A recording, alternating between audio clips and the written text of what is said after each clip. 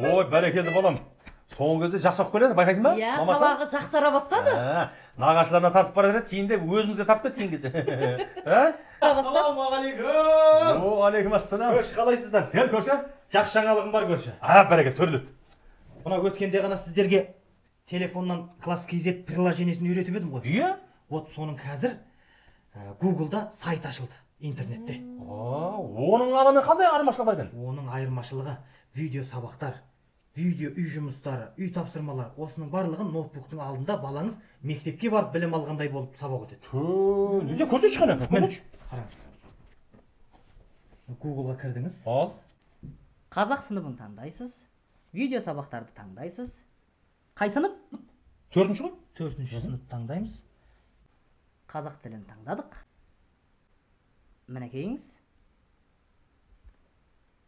Апай шықты? Сәлеметсіңдер ме оқушы? Саламатсыз абай. Видео сабақ қой бұл. Видео? Сізді естімейді ол кісі. Апай әдем екен, мынандай апайым болса 24 сағат білім алуында шаршамас едім. Отағасы, жұмыс уақытыңыз болды ғой, кешігесіз.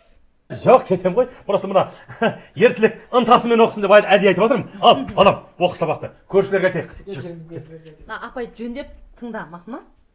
Туралы ақпараттармен танысу, тіл және сөйлеу туралы ережелерді білу,